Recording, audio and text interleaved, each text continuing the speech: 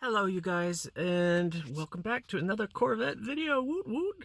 Alright, so what we're looking at is this center console for the T-top that I've built. I've designed and made this thing. And I'm going to turn my battery on and show you. These little switches turn these lights on, right? So it just turns this one on, and then that outer one turns that one on. I'm going to turn my battery off so it doesn't drain or anything. But basically, this version here has a lot of extra switches, not necessary, probably. So what I'm going to do is I'm going to be making these consoles. Now, this one doesn't sit in here, right? It's just test fit. I don't know if you can tell, but there's a wire there. That's holding up this end. And I need to do some adjustments on the design at this end here to get that to fit a little bit more snugly. But what I'm going to do is I'm currently in the process of putting a screw hole through hole here so that we can put one screw here and screw it into the, screw one hole in here, or screw, so we can tap it into this. And then I'm going to put a couple of holes up here somewhere.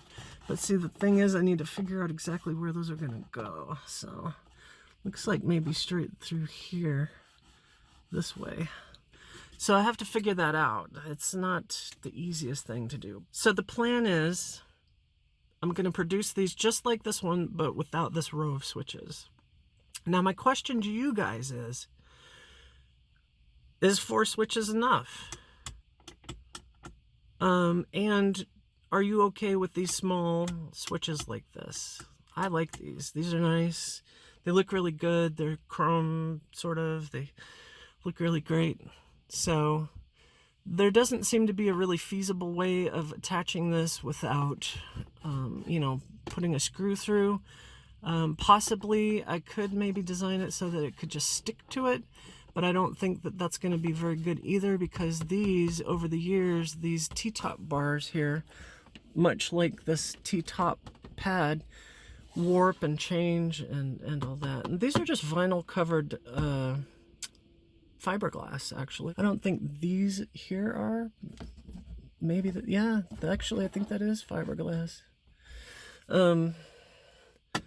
So anyways, please comment down below your thoughts, and I'm not going to put a dome light here because other cars, other like later versions have a dome light here already. So, and then of course the 76 has that dome light in the back there. So yeah, tell me your thoughts. If you have any suggestions on this. I'm working on this today as we speak. So, yeah. Also, I have been asked if I am working on clocks and speedometers, and if people are asking me if I would fix those for them if they send them to me. I do not currently have a P.O. box that I can have things sent. I might set that up, but I'm also in the process of trying to get out of this place that I live, the state that I'm living in, actually.